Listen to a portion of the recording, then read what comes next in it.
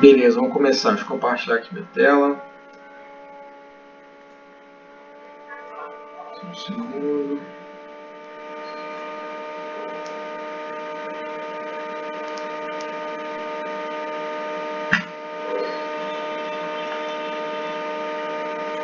Beleza, tá aparecendo para todo mundo aí, certinho? Vocês conseguem me ouvir bem também?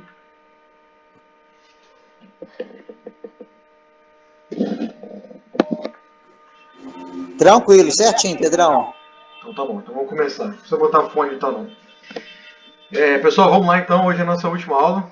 Depois aí de vários encontros. Ah, que pena. Pois é. Então vamos lá, vamos caminhar para a nossa última aula. Hoje a gente vai falar de fato da última parte aí, que é a igreja como instituição.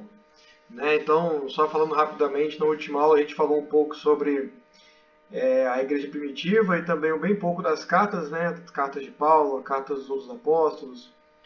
Falamos um pouco também das cartas que elas são tidas como cartas apócrifas, né? Assim como tem os livros apócrifos do Antigo Testamento, também tem as cartas que são textos tidos como apócrifos do Novo Testamento. São desses textos que tem várias lendas e histórias a respeito de Jesus e tal, que não estão na Bíblia, mas que são passados aí ao longo dos anos aí como uma espécie de tradição, né? Mas é isso. Então vamos começar. Hoje a aula tem bastante coisa para falar. Né? Hoje nós temos aqui 5 tópicos, tá, para a gente poder falar. Vou começar falando um pouco mais da expansão da igreja primitiva, né? A conversão do imperador Constantino, do processo, né, de institucionalização, movimento monástico e período pré-reforma. Nós vamos encerrar o curso aqui chegando nesse período pré-reforma. Tá? A gente não vai avançar porque aí a parte da reforma protestante já seria uma outra grande aula aí, né, que a gente poderia, outro grande curso, na verdade, que a gente poderia fazer. Mas vamos encerrar aqui no período pré-reforma, ok? Então vamos dar seguimento aqui. Bom, na última aula, né, só fazendo mais uma vez uma breve recapitulação, a gente falou sobre a questão da igreja primitiva e a perseguição que ela sofreu, né? Tanto a perseguição que ela sofre pelos judeus, né, e por esse grupo religioso que não aceitava os cristãos e as discordâncias, enfim, os embates que eles tinham, né, especialmente porque inicialmente os cristãos eles eram tidos como um grupo, ou mais uma vertente, ou mais uma seita do judaísmo, não uma religião, uma fé específica, independente de imediato, mas como se fosse um grupo, um braço do judaísmo. Então havia perseguição na época, logo quando os primeiros cristãos começaram a se organizar, a se encontrar, a compartilhar da fé deles, a começaram a existir como igreja, vamos dizer assim. Só que nem sempre foi assim. Então a gente vai falar um pouquinho aqui desse período pré-perseguição, né? E depois do período da perseguição dos cristãos. Então houve essa questão da perseguição, houve a queda do templo em Jerusalém no ano 70 depois de Cristo. E aí, então vários cristãos se espalharam, né, e judeus também, né? Se espalharam pelo mundo afora. Tal. É um episódio conhecido como a Segunda Diáspora. Né? A primeira foi quando eles foram levados para o cativeiro na Babilônia. E a segunda diáspora, né, essa dispersão, é tida aí nesse momento da queda do segundo templo, né? De ano 70 depois de Cristo. Bom, para a gente começar aqui a nossa aula mesmo, para bem dentro do assunto, eu vou falar um pouco sobre o período, digamos assim, até mesmo antes de Cristo, né? Um pouquinho mais do contexto político e religioso da época ali da Judéia, durante o imperador, durante o rei, né, Herodes. Aqui no tópico a gente consegue ver o acordo de Herodes, o Grande, com os judeus, no ano 40 a.C.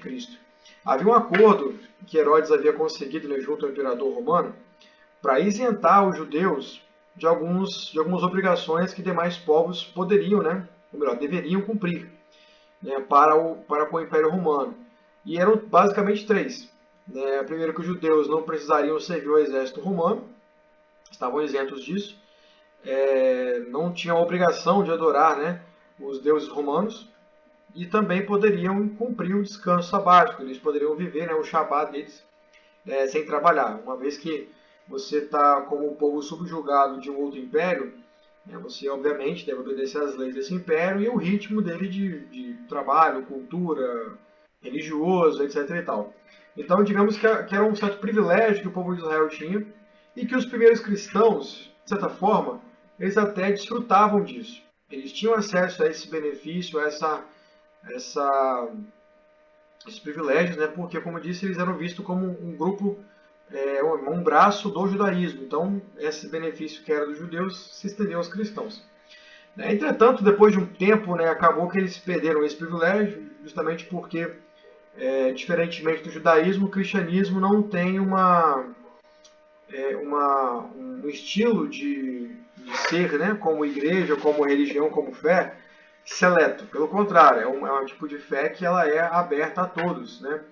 A gente tem lá aquelas declarações do apóstolo Paulo, do próprio Jesus, dando abertura, né, a todo aquele que crê, né, pode ser filho de Deus. Então, a gente tem essa abertura, então outros povos, né, como gentios ou como outros, ou até mesmo escravos, podiam, né, se dizer como cristãos. Então houve uma mescla muito grande. Então houve uma mistura, e aí que os cristãos já se identificavam de forma diferente, não eram mais como braço do judaísmo. Passaram a se identificar como um grupo religioso separado, independente. Então eles deveriam arcar aí com as consequências, né, dessa nova formação religiosa. Né? Então eles perdem esse privilégio e a partir daí, então, claro que o momento exato que isso aconteceu a gente não sabe, mas logo depois a gente lê em Atos, né, que logo depois do martírio de Estevão é que as perseguições se intensificaram contra os cristãos. Então eles se espalharam, deixaram Jerusalém, foram para outras cidades, consequentemente propagou-se, ampliou-se a pregação do Evangelho. A gente tem falado na última aula também com relação às vantagens que o Império Romano proporcionou, né, para que isso acontecesse também. Toda a própria infraestrutura, né, de rodovias, de estradas, né, o comércio, enfim, tudo isso proporcionou a facilidade de escoar, vamos dizer assim, as pessoas para que elas propagassem também o Evangelho e também a língua. Havia uma língua única, né, a língua grega, a língua oficial do Império. Então tudo isso cooperou para que o Evangelho se espalhasse, mas já mais para frente com perseguição, né, não foi sem perseguição. Bom, algumas outras informações interessantes sobre a igreja primitiva é que elas atraíam, né, os primeiros cristãos, atraíam o olhar especial de algumas classes, né, de algumas pessoas que estavam ali compondo os estratos sociais, né, do Império Romano. Então a gente tinha, por exemplo, os escravos, que eram o maior grupo, né, de pessoas que estavam ali sob o jugo do Império Romano. Cerca de 2/3 da população do Império Romano eles eram escravos. Então você tem os escravos sendo atraídos ao Evangelho devido ao ideal de liberdade que Jesus pregou, né, que seus discípulos e a igreja passou a pregar e propagar esse ideal de liberdade.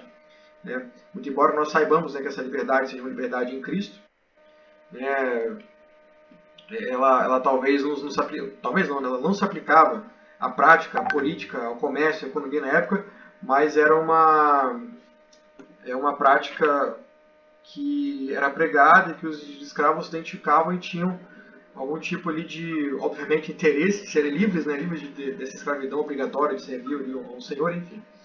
Então esse discurso atraía os escravos. E também, não só para a questão de liberdade, de eles serem livres da escravidão, mas também de serem aceitos.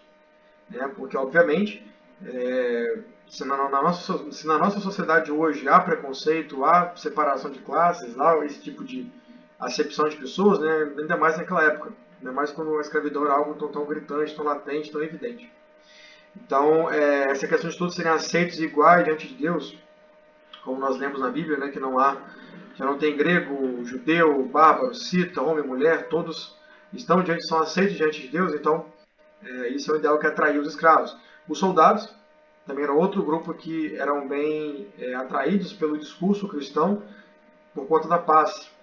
A paz que excede todo entendimento, a paz que Cristo dá, esse discurso de uma fé que ela não promove em nenhum momento, a custo de nada, a guerra, né?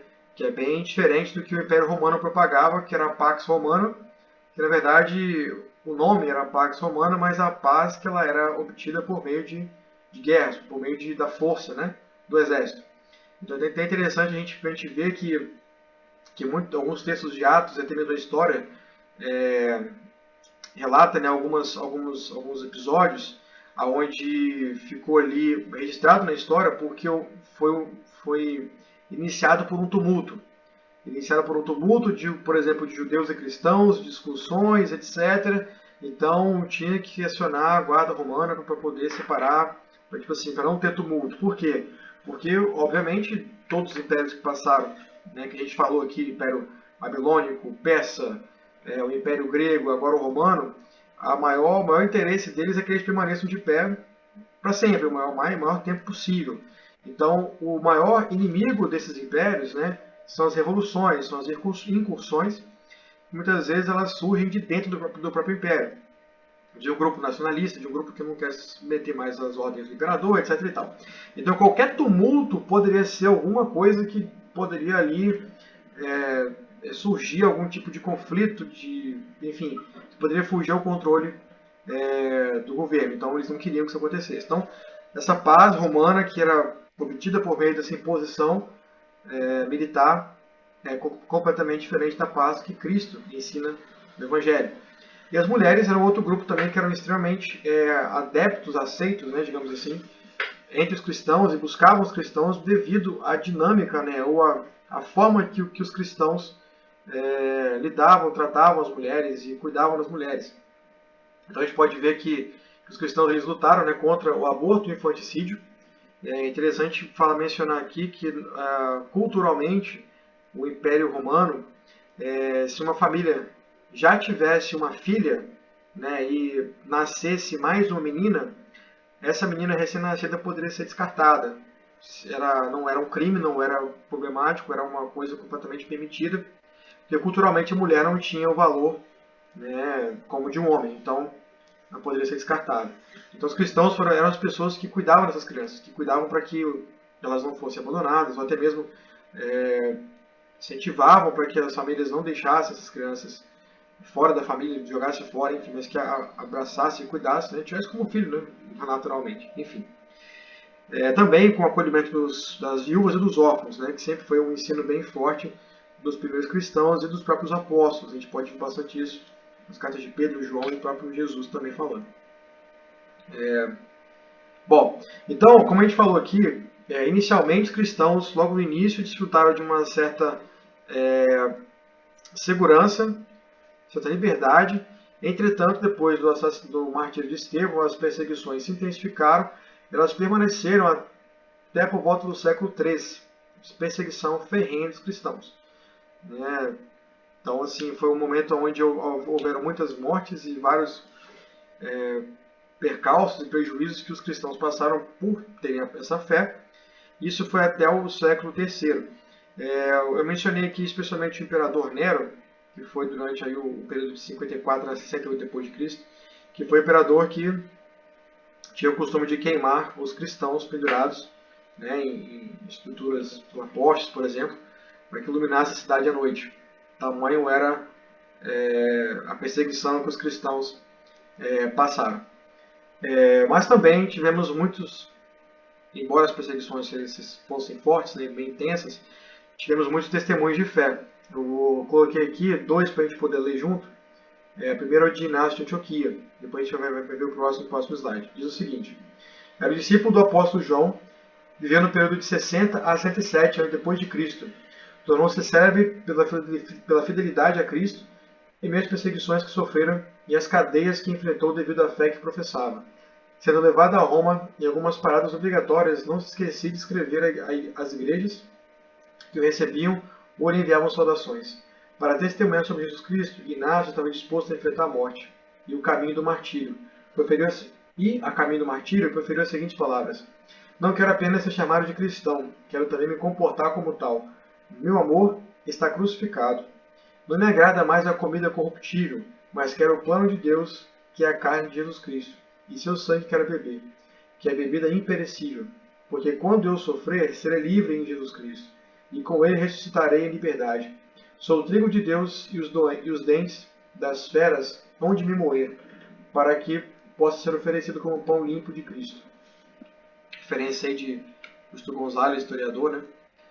Então olha só o testemunho desse irmão, né? Inácio de Antioquia.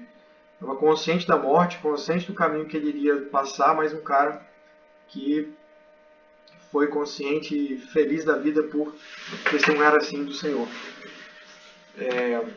Assim como Inácio, tem também o Policarpo de Esmina. Diante da insistência das autoridades para que jurasse pelo imperador e maldissesse a Cristo, recebendo em troca disso a liberdade, respondeu: vivi 86 anos servindo-lhe, e nenhum mal me fez. Como poderia eu maldizer o meu rei que me salvou? E estando atado, já em meio à fogueira, Policarpo elevou os olhos aos céus e orou em voz alta: Senhor Deus soberano, dou-te graças porque me consideraste digno deste momento, para que junto aos teus mártires eu possa ser parte do cálice de Cristo. Por isso te bendigo e te glorifico. Amém. Então mais um irmão nosso, um martirizado na fogueira, né, por amor a Jesus, por obedecer aos mandamentos de Cristo e não se dobrar ou negar a fé. Bom, diante dessas situações que a gente falou, né, então a igreja primitiva ela passou por esse momento de perseguição ferrenha, pesada até o século III, e também de apoio a alguns grupos, né, específicos do Império Romano, como a gente falou aqui, como as mulheres, as crianças, os órfãos, as viúvas, e atraindo, né, pessoas para o cristianismo como os escravos e soldados. Essas eram algumas características, né, desses primeiros momentos da igreja se formando, né? E como a história registra, né, não foi apenas essas situações boas e ruins, mas tínhamos também algumas questões teológicas que surgiram ao longo dos anos, né? Então, nos primeiros séculos, como a gente pode ver aqui nesse slide, século I, II e III, depois o 3 e o 4, houveram alguns líderes religiosos, algumas igrejas, que eles estavam deturpando a fé, né, a fé em Jesus, e também os alicerces, né, que foram lançados pelos apóstolos ao pregar o evangelho a diversas comunidades, sejam elas judaicas ou não. Então a gente encontra alguns movimentos hereges. A gente pode ver aqui 4 deles, né? O gnosticismo, o marcionismo, o montanismo e o arianismo. Eu gostaria de ler aqui pelo menos um deles, para a gente poder não estender muito aqui no nosso tempo. Vou recorrer aqui à minha corinha. Sobre o marcianismo, né, que foi um movimento liderado por Marcião. E minha referência fala o seguinte, ó. Um dos movimentos provenientes do gnosticismo foi fundado em 144 d.C. por Marcião de Sinop, um cristão religioso que foi denunciado pela igreja como herege. Sustentava em sua doutrina elementos gnósticos, tais como o dualismo, o docetismo cristológico e a recusa do Antigo Testamento. Desenvolveu melhor essa doutrina dos dois deuses representados no Antigo Testamento. O Antigo Testamento é um Deus demiurgo, né, da justiça e da lei, e o Novo Testamento é o Deus Supremo, que é o Jesus, com o Evangelho e amor. Basicamente, Marcião ele tinha inclusive um grande número de seguidores, né, que eles entenderam, assumiram, interpretaram de que o Deus do Antigo Testamento era um Deus completamente diferente do Novo, porque era um Deus, como a gente pode ler nos primeiros livros da Bíblia, né, que mandava matar, que tinha incursões militares para conquistar a terra de Canaã. Os próprios egípcios morreram, os soldados egípcios morreram afogados, quando Moisés passou com o povo pelo Mar Vermelho. Então esse Deus do Antigo Testamento é um Deus que ele é um Deus mau, que é um Deus perverso. Enquanto Jesus, que é o Deus do Novo Testamento, é um Deus bom, um Deus que é amor. É o Deus que ao invés de matar, ele morre, né, por aqueles que ele ama e que ele quer salvar, etc. Então esse foi um dos movimentos hereges que surgiu com bastante proeminência ali no século II, dentro da igreja. Né? O arianismo também foi um outro movimento bem proeminente, um movimento herege bem proeminente, e diz o seguinte, ó, foi uma visão cristológica sustentada pelo presbítero Ário, em 246 a 336, que negava a divindade de Jesus e sua consubstancialidade com o Pai, ou seja, se ele era mesmo um com o Pai. Né? O início da controvérsia se deu quando o bispo Alexandre de Alexandria, 250 a 328 depois de Cristo, né, começou a debater teologicamente com o pai do arianismo. A dinâmica do debate é bastante ampla. Seus pontos eram vários e sutis, mas, como faz lembrar Júlio Gonzalez, na referência aqui, podemos resumir toda a controvérsia à questão de se o verbo era coeterno com o Pai ou não. O próximo tópico trata, dentre outras coisas, é isso aí. Bom, então aqui basicamente haviam essas questões que surgiam com a relação à divindade de Cristo, como a gente falou, Marcião, essas diferenças, né, entre o Deus bom e o Deus mau, e aqui também esse arianismo com relação a consubstancialidade, ou a gente pode até estender a conversa aqui com relação à Trindade. Né? Então houveram várias vertentes que foram surgindo através de interpretações dos textos, das cartas e dos textos do Antigo Testamento especialmente, que foram criando teologias que precisavam de um norte, digamos assim, né? É por isso que posteriormente houveram os concílios, né? Especialmente o Concílio de Nicéia, em 325, se eu não me engano, aproximadamente, onde então o imperador Constantino quem convoca esse concílio, né? Até então, nesse momento, não havia, né, uma igreja institucionalizada, não havia essa instituição formal, com os seus dogmas, doutrinas, havia o cristianismo e seus vários grupos que se denominavam cristãos, tinham os textos, né, dos apóstolos, do Antigo Testamento, as cartas e viviam a fé cristã. Entretanto, com essas divergências entre tantas outras. Então, mais na frente, no ano 325, se não me engano, repito, que vem o Concílio de Nicéia para determinar algumas doutrinas e, de fato, consolidar esses pontos divergentes e formalizar, passar, né, ao processo de formalização da fé cristã. Bom, assim como também tiveram os movimentos hereges, também houveram os pais da igreja, né, que foram aqueles, digamos assim, líderes religiosos, né, que foram proeminentes no seu ministério, na sua vivência, no seu pensamento e nas suas produções literárias. Temos aqui esses 8, né, personagens aqui, esses 8 líderes do passado. Eu gostaria de falar de 2 deles, que é o Jerônimo e o Agostinho, que são líderes do Ocidente. Né? E que essa divisão, a história traz para a gente, né, como pais do Oriente e pais do Ocidente. Né? Havia 2 escolas cristãs bastante proeminentes. Uma era de Alexandria, no Egito, e a outra ficava na Síria. Esqueci o nome agora, o nome da cidade que ela referencia, mas essas 2 dimensões, do Ocidente e do Oriente. Falando um pouco sobre os pais da igreja, então eu vou recorrer aqui à minha colinha. Eu gostaria de citar aqui Jerônimo e Agostinho. Vamos lá, Jerônimo. Foi do ano 347 a 420. A vida de Jerônimo era um admirável exemplo de graça de Deus operando por meio das ambiguidades humanas. Possuía uma personalidade áspera e contraditória, extremamente sensível às críticas, capaz de atacar alguém com uma mão e acariciar com a outra. É geralmente reconhecido como o erudito mais eminente entre os pais. Reconhecido tradutor da Bíblia, dos textos hebraico e parte do Novo Testamento em grego para o latim. Foi ele que criou a Vulgata, né, a Bíblia em latim que os católicos adotaram. Seu pensamento também é rico por tocar em termos não muito usuais na época, como relação entre sexo, Deus e teologia, e pelo fato de interagir com grandes escritores de sua época cultural. Por isso, como afirma Hall, historiador, relacionar nossa experiência a Jerônimo pode abrir novos caminhos de reflexões sobre a vida cristã e o chamado do discipulado do século XXI. Agostinho, um dos mais brilhantes pensadores cristãos de todos os séculos.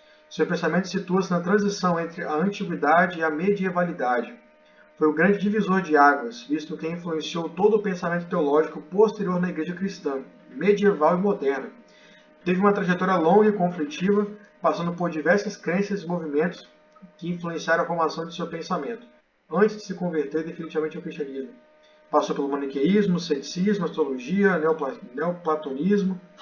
Suas principais ênfases teológicas foram graça, livre-arbítrio, o mal, autoridade, verdade, razão e fé. Escreveu várias obras teológicas, comentários bíblicos e sermões. As mais conhecidas são as suas confissões, o livro, né, Confissões de Agostinho, e a Cidade de Deus. Bom, então aqui você vai falar dois grandes pais da igreja, né, que foram dois teólogos aí, que produziram obras que determinaram o bom andamento da fé cristã, vamos dizer assim, né? Foram referências para o pensamento cristão, para justamente formar, dar forma, né, a nossa fé. Então, muito do que nós vivemos hoje, certamente foram eles que inspiraram, eles que lá atrás, né, começaram a trilhar um caminho para a gente. Então, assim, só citando alguns pensadores, alguns teólogos, para a gente poder entender que houveram essas figuras dos hereges, mas também houveram várias produções literárias e pessoas que estudaram com afinco e deram uma forma à igreja. Então, nesse momento da história, a gente está passando aqui, se a gente fosse pegar uma linha do tempo, eu acabei que não coloquei essa imagem aqui, mas pensando numa linha do tempo, nós deixamos aqui a parte do cristianismo nascendo, né, como uma igreja primitiva, que não tinha nada de organização, eram os apóstolos, alguns irmãos que iam se convertendo, se reunindo em casas, compartilhando do pão, aquela simplicidade, alegria no Senhor, para uma transição de depois que o Senhor foi ao céu e os apóstolos começaram a pregar, o cristianismo passou a ter um boom. Então, aqui no meio desse caminho, já estamos falando aqui nesse momento da história, estamos falando aqui de grupos religiosos que tinham no meio deles judeus, escravos, enfim, pessoas que eram gentios de outros grupos, vindas de outras religiões, de outras localidades do mundo, e passaram a seguir o Senhor. Então, passa-se então o período das perseguições, etc. Até o século IV, que é quando o cristianismo começa a tomar corpo de uma religião formal, né? Então, todo esse período há uma grande transição, um grande crescimento da fé e alguns moldes vão sendo dados, um corpo vai sendo tomado. Mas não há definições como nós temos hoje, vários padrões litúrgicos de culto, os credos, por exemplo, que nós temos, não existia nessa época. Havia sim a pregação da palavra, os textos que foram do Antigo Testamento, os apóstolos, em cima que era falado de uma geração a outra, mas essas formalizações não existiam. Elas começaram a existir a partir do Concílio de Nicéia. E aí foram começando a tomar corpo. Então vamos seguir aqui então. Então por isso que essa questão dos pais da igreja, dos movimentos hereges, é importante entender o porquê que eles foram surgindo, né? Então haviam, por conta dessa falta de forma, havia esses grupos hereges que pregavam o que queriam, né, e que eles entendiam e atraíam, né, várias pessoas sob sua liderança. E temos os pais da igreja, que eram pessoas de fato que produziam ali conteúdo saudável e interpretativo da palavra, etc. Vamos lá. Bom, seguindo aqui um pouco mais, Constantino, no 303 depois de Cristo, é quando essa data aqui é a data que ele declara o cristianismo uma religião oficial no Império Romano, e não a religião oficial do Império Romano, né? Então Constantino, em 313, declara o cristianismo como uma religião que ela é permitida de ser vivida no Império Romano, uma religião aceita, né, oficial, não uma religião perseguida, etc. E tal. Constantino era o imperador romano, né, ele foi a pessoa que migrou a capital do Império Romano de Roma para Constantinopla, que fica na Turquia. Hoje é a capital da Turquia, que me fugiu o nome aqui agora, mas é lá, a capital da Turquia. Então, antigamente era Constantinopla. Então, esse imperador foi quem teve esses feitos romanos, do Império Romano, e ele teve um sonho. Durante seu sonho, ele via uma imagem da cruz, e a frase que dizia que algo como se fosse assim: com esse símbolo vencerás a guerra. Então, ele estava para lutar uma guerra, então ele entendeu, né, que aquele símbolo representava os cristãos, e ele foi vitorioso naquela guerra, então fez uma espécie de um voto, né, que se ele fosse vitorioso, ele passaria a ser cristão, né? E ele era um imperador que adorava o deus Mitra, que era o deus Sol, né, um deus de origem persa. Ele então passa a adorar o deus Javé, o deus dos cristãos. E com isso, então, que ele oficializa, né, no ano 303 depois de Cristo, a fé cristã como uma fé oficial dentro do Império Romano.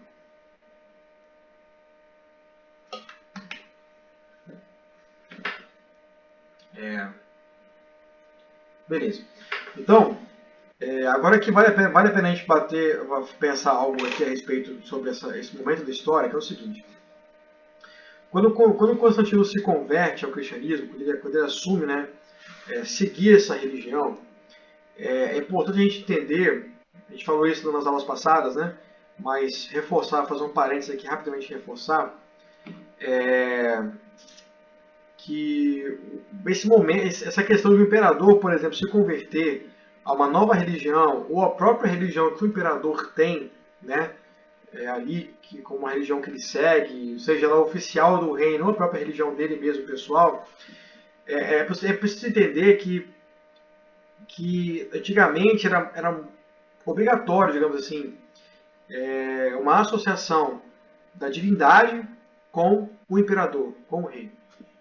Então nós falamos no passado que quando você tinha um rei e ele vencia uma guerra, era porque aquela divindade que ele adorava dava a vitória naquela guerra. Então a gente pode ver até mesmo a história do povo de Israel. Várias guerras que eles enfrentaram, eles atribuíram a vitória ao Senhor, porque de fato, né, a gente tem os relatos que Deus performou ali atos milagrosos e deu a vitória ao povo de Israel.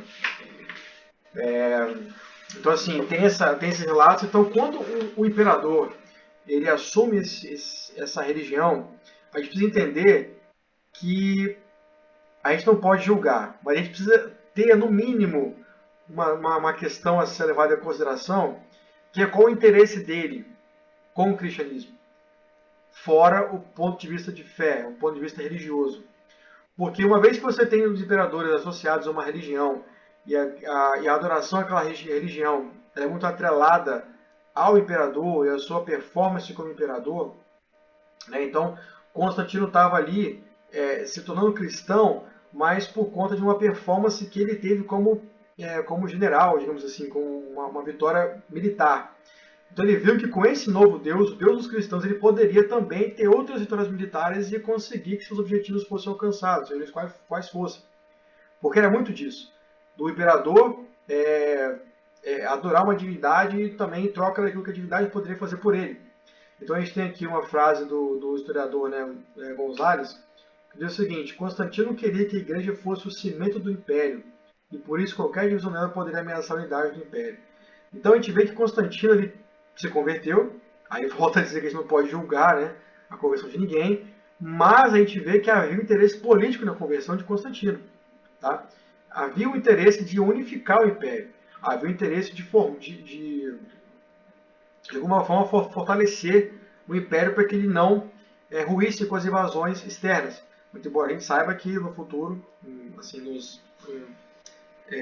esqueci agora um ano, mas no século V é quando o Império Romano cai devido às invasões dos povos bárbaros, né? Então você tem no futuro o Império Romano cai, mas a unidade do Império, ela é uma vontade de qualquer imperador, assim, unânime, porque é o que fortalece o seu governo, né? Então a gente tem essa pessoa, essa figura de Constantino passando por esse momento. E como a gente falou anteriormente, foi Constantino quem promoveu quase que pessoalmente o Concílio de Nicéia para justamente findar várias questões que haviam na igreja que estava muitas vezes causando, né, essas divisões, os movimentos hereges também. Mas foi no ano de 382 que Teodósio I quem realmente oficializa o cristianismo como uma religião do império. Não só mais a religião do imperador, mas a religião do império. Então você promove aqui o cristianismo a um momento na história em que definitivamente as perseguições elas cessam. Então a gente está vivendo um momento da história que aqui, depois do concílio, é aqui que nasce a Igreja Católica. Aqui nesse momento que Teodósio institui a Igreja como a religião oficial do Império, é que de fato que nasce a Igreja Católica. Você vai falar mais para frente sobre o processo de institucionalização. Palavrinha fácil de falar, né? Enfim, com ele que nasce a Igreja Católica, e agora a gente tem, digamos assim, quase que uma virada de mesa da fé cristã. Então aqui, nesse momento da história, a fé cristã deixa de ser uma fé que era seguida por pessoas, enfim, de forma assim, independente, nos seus grupos pequenos ou grandes que sejam, e sem um corpo formal, e passa a haver uma formalidade. É claro, pessoal, que a gente muitas vezes pode ver esse processo de institucionalização como algo maléfico pelas consequências que aconteceram depois, durante a Idade Média, mas a gente há de convir que há os pontos positivos também. Há algumas formalizações, alguns os créditos, por exemplo, foram escritos, algumas consensos, né, digamos assim, que alcançou-se, né, devido aos concílios, que deram cara à nossa fé, inclusive até hoje, que é consequente de toda essa história que foi escrita e promovida no passado.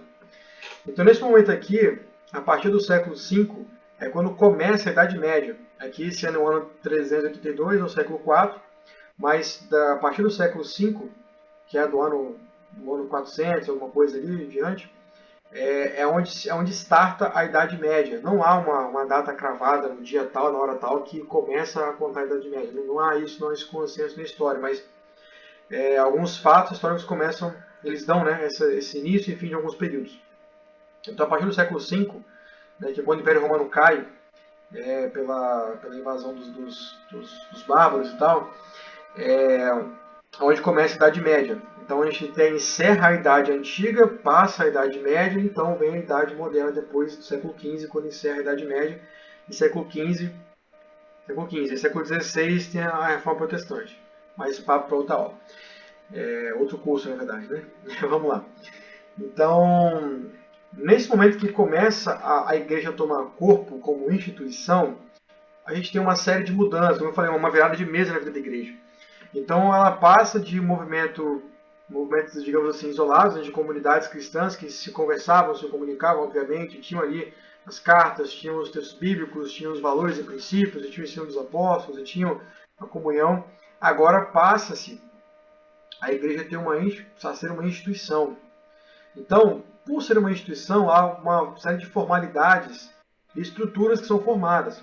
Então aqui a gente tem o surgimento do clero, que, de uma forma bem simples assim, para exemplificar, era a classe religiosa. Então a gente tem aqui os bispos, os padres, temos aqui a figura do Papa e etc. e tal, os outros cargos dentro da Igreja Católica.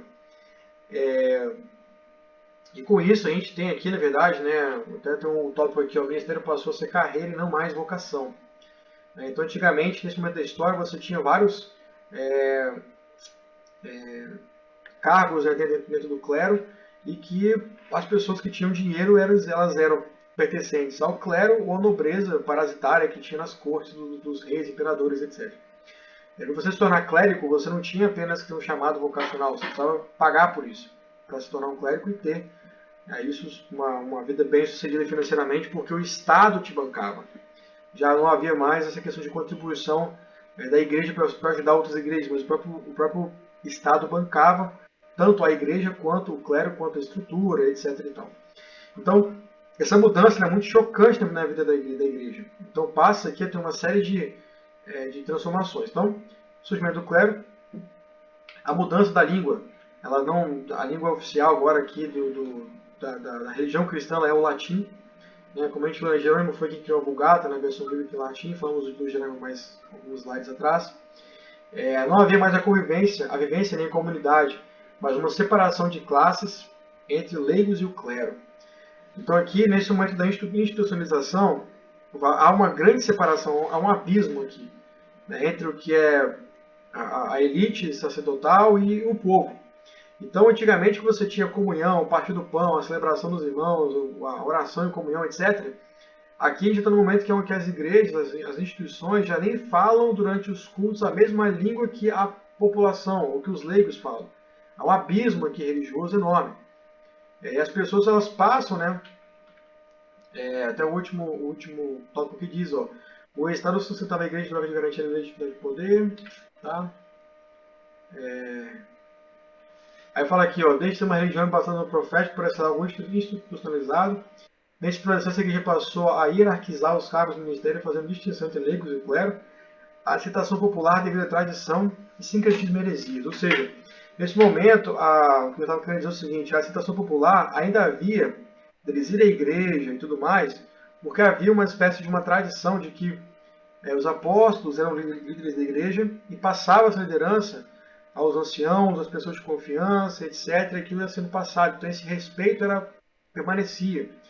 Então nesse momento ainda havia esse respeito, né, no início, vamos dizer assim. Então a aceitação popular de ir à igreja, frequentar as missas e tal, isso aqui, tudo isso ainda era algo que o povo simpatizava. Mas com o passar do tempo foi criando esse abismo religioso, né? Então, essa questão de hierarquias da igreja, essa questão de haver essa separação do clero com o povo que era leigo, etc., marcou bastante esse processo. A gente tem também essa questão aqui do Estado ostentava a igreja em troca de garantir a legitimidade do poder. Então a gente vê que a Igreja Católica, durante o período da Idade Média, ela que legitimava os reinados. Ela conseguiu uma esfera de influência tão grande nos reinos da Europa, vamos dizer assim, que os casamentos, né, entre os reis, eles eram oficializados pela Igreja, né, durante muito tempo foi assim, ainda hoje, né, alguns países que ainda são assim. Né, hoje no Brasil é o cartório que legitima o casamento, não mais a Igreja, muito embora haja cerimônia religiosa. Mas naquela época, eram as bulas, as cartas do Papa que determinavam o casamento e legitimavam aquilo como documento oficial. Tamanha influência da religião na vida política e dos reinados. Então, assim, esse processo que aconteceu da institucionalização, ele mudou a cara da igreja. Então aqui nós temos agora a hierarquia do clero, tem essa divisão toda. Estou sendo bem repetitivo, porque isso é algo que marcou bastante a estrutura da igreja. Então, antes o que as pessoas tinham acesso a Deus, agora elas passam a não ter mais acesso a Deus. Elas têm acesso, isso na cabeça do povo, né, na população, no público leigo. Elas têm acesso a um padre, elas têm acesso a um papa e eles acesso ao Senhor. E aí que nesse momento é que surge também vários sincretismos e heresias. O sincretismo é a fé cristã, ela adequar, né, alguns aspectos de outras religiões para dentro do cristianismo. Então, essa questão, por exemplo, dos santos, de amuletos, de haver intermediadores entre nós e o Senhor, porque tipo assim, Deus está muito ocupado, então a gente precisa de outras divindades que nos assessorem, que cuidem de nós. É daí que surge então tanta valorização dos santos, dos anjos, de amuletos, ou até mesmo outros rituais, que a própria igreja, né, passou a escrever e a formalizar rituais de exorcismos, rituais para benzer, por exemplo, uma plantação, benzer as pessoas, a família, etc. E tal. Bom, movimento monástico. Só adiantar aqui um pouquinho rapidamente. Tá. Movimento monástico. Bom, nosso objetivo aqui, pessoal, não é falar mal da Igreja Católica, tá? E ficar por isso mesmo, de forma alguma. A gente fala os nomes porque foi o período histórico que realmente aconteceu. Tá? De forma alguma a gente está aqui para poder falar mal, até porque é parte da nossa história. Então, é só falando da história por história, sem nenhum viés religioso aqui, né, nessa aula. Bom, diante desse cenário que a gente acabou de falar, de institucionalização, desse abismo, né, entre o grupo religioso, né, clero, e os leigos, Ih, caramba, vai acabar a aula. Porque o Comitê agora tem só 1 hora de aula, pessoal. Eu vou fazer o seguinte, vou seguir aqui com os 5 minutos que a gente tem restante, e depois eu mando outro link, tá bom? Porque a gente vai demorar mais uns 20 minutinhos ainda, beleza? Então vamos seguir aqui. Movimento monástico. Então, diante de tudo isso que a gente falou aqui, o movimento monástico digamos assim, ele nasce num momento da história onde está tudo isso acontecendo, essa divisão, essa segregação entre o clero e o leigo. Então, é um movimento que ele surge de separação, né? Não uma separação não clerical, puramente clerical, independente de todos, mas de um grupo da igreja que foca na santificação, no estudo bíblico, nas orações, na purificação dos pecados, no ascetismo, tudo mais. Então, o que eles fazem? Eles se isolam, digamos assim, né, de certa forma, em mosteiros, em monastérios e tal, que eles ficam longe das principais cidades, longe dos grandes centros urbanos, e ali passam a praticar a sua fé. Então, aqui eles passam a ter uma questão de separação, né, como se fugindo do mundo, né? Então aqui a gente vê que não há mais essa questão dos mártires, né? Então a gente passa a ter uma vivência dos cristãos fugindo do mundo para que alguns cristãos, algum grupo de cristãos, né, para que eles se dedicassem a uma busca mais profunda, etc. e tal. O texto aqui diz, ó, nasce no século IV esse novo movimento como uma espécie de novo mártires. Uma vez que o cristianismo passou a ser a religião oficial do Império, não havia mais a perseguição de antes. Logo, acabaram seus martírios como os conhecemos. Foi então que, se o mundo não era mais o inimigo dos cristãos, então os cristãos eram quem deveriam estabelecer inimizade com o mundo. Então, os eremitas ou monges se afastavam do mundo, opondo-se ao seu sistema e estilo de vida, optando pelo deserto, cujas expressões eram fuga, silêncio e oração. Foi um movimento que, entre aspas, ainda salvou o período medieval, entre o período antigo e o moderno, né? Também chamado da Idade das Trevas, o período medieval. Foi esse movimento que pôde ser visto como um movimento missionário da Igreja durante a Idade Média.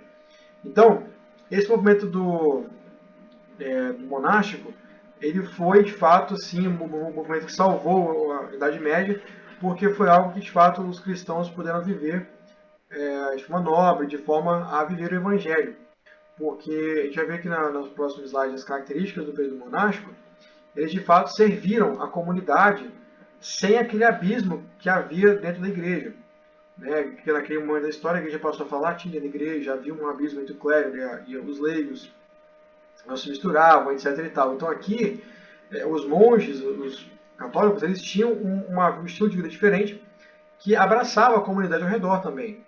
Por mais que eles estivessem nesse momento de se abster do mundo, de se purificar, a santificação nos monastérios, estudo e oração, eles também tinham a consciência e praticavam as boas obras, digamos assim, servindo as comunidades ao redor, que tinham pessoas que dependiam assim, de cuidados dos monges. Pessoal, então eu vou seguir, eu vou encerrar aqui essa aula, para a gente não perder de raciocínio. Eu vou criar um novo link, vou mandar no grupo lá do curso, tá bom? E a gente volta de novo, beleza? Então é isso aí, já voltamos, já vou mandar um novo link lá para vocês. Bom, beleza, vamos lá. Então a gente tinha parado no período monástico, né? Falamos um pouquinho sobre os monges, né? Então vamos falar um pouquinho agora das características desse período, né? Bom, eles tinham uma vida separada do cotidiano, que era pecaminoso, né? Como a gente viu, então eles estavam fugindo do mundo, dessa forma. Eles tinham um estilo de vida, né, que era dedicado à oração e purificação dos pecados. O ascetismo, que era de fato, o ascetismo significa aqui como é que eu vou dizer, assemelha-se muito aos puritanos. Os puritanos, eles eram ascetas, né, que tinha aquela questão toda de cuidado com a pureza sexual, né, levados assim ao extremo. E os monges, né, tinham uma característica deles era o serviço à comunidade ao redor. Eles tinham estudos de cópias dos escritos bíblicos, maior proximidade de serviços comunitários, não viviam ostentando a riqueza da igreja, mas optavam por uma vida simples, contavam com a simpatia dos camponeses. Então, os monges, eles tinham essa questão aqui do serviço comunitário, era muito forte, tanto da questão de compartilhar ali os trabalhos, né, para uma lavoura, uma colheita, o cuidado com idosos, crianças, pessoas doentes. Então, eles tinham esse cuidado nessas comunidades ao redor, né? Por mais que eles estivessem em locais isolados, mas sempre havia uma comunidade próxima que eles serviam dessa forma. Então, os monges, como a gente leu no slide passado, foi como quem salvou, né, o Antigo Testamento, o período da Idade Média, da história da igreja, porque eles viram de fato a missão, né, a missão da igreja, né, que é tornar o Senhor conhecido, né, que é cumprir a obra aqui na Terra. Então, eles tiveram essa característica, eles foram esse grupo que performaram o ministério deles dessa forma, né. Vamos seguir. Tá. Então, só para fechar essa parte do período monástico aqui, então a gente pode concluir que foram um grupo, né, de irmãos que, enfim, perdurou durante muito tempo. Eu ouso dizer que até hoje existem esse grupo, né, de pessoas, de irmãos, né, digamos assim, que servem dessa maneira e que ficou marcado na história. Então, por isso que eu falei anteriormente, por mais que a gente tenha a tendência, né, a colocar uma imagem, né, negativa a respeito da igreja durante a Idade Média, a igreja católica, né, muito embora a gente saiba das histórias ruins, e repito, falando aqui não como uma igreja, falando mal da igreja pela igreja, contra a igreja, mas citando a igreja do ponto de vista histórico apenas, com relação às inquisições, às cruzadas, etc., mais que houveram esses pontos negativos, também houveram pontos positivos que influenciaram a nossa fé, né? Então, assim, foi um movimento que marcou bastante essa questão do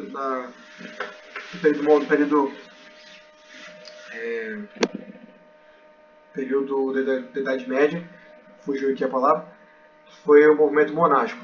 Ele é uma marca, vários autores falam sobre esse movimento, que ele talvez não foi propositalmente movimento missionário, não se denominava missionário, mas a sua prática era missionária. Ok? Então aqui passando agora para o último tópico, né, que é o período da pré-reforma. Por que pré-reforma, né? Por que a gente fala assim, por que a gente já citar uma coisa de reforma? A gente fala aqui então que o período da Idade Média durou até o século XV, né? Que foi ali o ano 1400 e alguma coisa, né, do século XV. A partir do século XVI, nós temos aí 1517 a Reforma Protestante, né? Que foi ali feita, foi feita assim, né? Foi bem marcada por Martinho Lutero em 1517, quando ele prega lá as 95 teses. Mas essa questão da reforma já vinha sendo mencionada, falada, pensada antes de Martinho Lutero, obviamente, né? Houveram outros pensadores, houveram outros teólogos que tinham posicionamentos diferentes da igreja, né? E tinham ali ideias para serem aplicadas de forma não a criar novas igrejas, mas a alinhar aquilo que estava divergente, né? Então vamos ler aqui alguns tópicos que motivavam, né, esse ambiente pré-reforma. Então a gente passou nesse período histórico aqui da Idade Antiga, perseguição da igreja nascendo, perseguição dos cristãos, ao início ali da Idade Média, já com o cristianismo sendo a religião oficial do Império Romano e passa a ser a religião oficial de vários outros reinos, especialmente da Europa ali, leste europeu e tudo mais. E passa ali 1000 anos, que vai do século V ao século XV, da igreja se organizando como instituição e vivendo como instituição, promovendo, digamos assim, o cristianismo na figura da igreja católica, né? E aí a gente vem mais para o final agora desse momento da Idade Média e passamos agora a falar do período da Reforma, que é quando começa a se ter alguns questionamentos a respeito da igreja, dos dogmas, doutrinas e como a igreja tem exercido o seu papel na sociedade. Então, algumas questões que motivaram a reforma foram as seguintes. O primeiro tópico fala assim: a partir do momento que se torna a religião oficial do Império, o cristianismo perdeu as origens dos ensinos deixados por Jesus e seus apóstolos, o que a gente falou no passado, nos slides passados. Então surgem dentro da igreja disputas e corrupções pelo poder. Pode-se comparar o cristianismo comparar o cristianismo a uma nova religião estatal. Como a gente falou anteriormente, havia sempre o interesse do imperador com a religião associada a ele para que houvesse ali um benefício, uma espécie de troca, favor divino nas suas empreitadas, sejam militares ou quaisquer que fossem. A adesão sem conversão passaram a serem cristãos sem de fato se converterem, mas apenas seguir a onda e pertencerem ao imperador. Muitas pessoas passaram a se denominar cristãos por uma questão de status, ou por uma questão de evitar perseguição. Por que não pensar, né, que no início, e certamente posteriormente, os cristãos perseguiram outros grupos religiosos, ou perseguiram outras pessoas por discordarem das doutrinas. A gente tem aqui, a gente vai falar mais para frente, sobre a Inquisição, né, que por discordar ou por ter práticas, ainda que rituais de magia, etc., que os cristãos não concordam, né, isso legitimava pela igreja a mandar matar a pessoa e tudo mais. Então, o cristão passou de perseguido a perseguir, né, outras pessoas. Então a gente tem aqui que Jesus deixa de ser o único mediador. Tem-se Maria, os apóstolos, né, os santos foram canonizados, né, bem como os demais santos que surgiram com o passar do tempo. Surge a doutrina do purgatório para dar oportunidade de salvação à pessoa que morreu sem devida preparação. A Inquisição. A igreja tinha o direito de punir e matar caso alguém questionasse a doutrina canônica ou a doutrina da igreja medieval, ou praticasse algum tipo de ato que a igreja condenasse. Grande apego à magia. Havia uma cultura impregnada entre os cristãos de apego a amuletos, orações, ritos, benzimentos que tinham como objetivo proteger as pessoas contra todo e qualquer tipo de mal. Não só as pessoas, mas as plantações, animais, trazer fertilidade a um casal, etc. Então, havia na igreja uma espécie de um sincretismo, uma espécie não, né? Era um sincretismo religioso muito forte, que havia incorporado diversos, digamos assim, símbolos, diversas práticas de outras religiões, para que o cristianismo fosse aceito. Então, quero falar com muito cuidado aqui o que eu vou dizer. Talvez no início houve uma estratégia saudável, positiva, de dialogar com outras religiões, para que o cristianismo pudesse chegar até essas pessoas. Mas a forma com que ele foi sendo implantado, digamos assim, é que deturpou a sua origem, deturpou a sua essência, né? Incorporando, por exemplo, elementos visuais, incorporando ali práticas de outros povos, rituais, como aqui os benzimentos, etc. A mudança de doutrina, por exemplo, com relação ao purgatório. Então, todos esses elementos que foram incorporados foram talvez uma estratégia para alcançar outros povos, mas foi uma estratégia que ela surtiu um efeito negativo por conta do sincretismo que isso causou na igreja. Se abraçar outras ideias, outras práticas religiosas, meio que tornou o cristianismo, fez o cristianismo perder a sua essência original. Então, esse período de pré-reforma foi devido a todos esses questionamentos que foram surgindo devido a essas práticas que a igreja estava trazendo, que elas eram divergentes da sua essência. Então, a nossa origem como cristão, digamos assim, ela passa por essas etapas, por esses momentos na história em que houveram essas mesclas de fé e tudo mais, que tornaram a fé cristã ela bastante permeada por outros elementos e tudo mais. Então esse sentimento de reforma, ele nasce ali com vários pré-reformadores que escrevem textos, que são mortos, perseguidos pela Inquisição da Igreja, né, e que são pessoas que não têm espaço de divulgar suas ideias porque elas são contra a igreja com mão de ferro determina sobre elas a morte ou a vida e tudo mais. Posteriormente, como eu comentei, no ano de 1517 é quando esse movimento de fato chega ao seu ápice e começa-se então de fato a falar da reforma protestante e tudo mais do que isso desencadeou, né? Então, pessoal, eu vou encerrar por aqui, né? Nessa nossa aula, o conteúdo dela foi um pouco mais extenso hoje, mas eu encerro ele aqui. E é isso, eu espero ter sido, não só a aula de hoje, mas o curso como um todo proveitoso para vocês, né, de crescimento, seja de fato aqueles objetivos, né, que eu tinha comentado no início, de gerar curiosidade, promover, passar informação para você, gerar curiosidade, enfim, repassar por pontos aqui que talvez você já tenha ouvido falar antes, né, ao longo da jornada aí da vida. Então, eu espero que tenha sido proveitoso, espero que tenha sido de grande valia e oro para que Deus abençoe e complete o crescimento para vocês aí. Para mim foi muito bom poder fazer esse curso, exercitar aí um pouco do que eu tenho aprendido no curso de teologia, embora não seja historiador, mas falar um pouco de história é importante para a gente poder conhecer nossas origens. E é isso aí, pessoal, agradeço muito a vocês.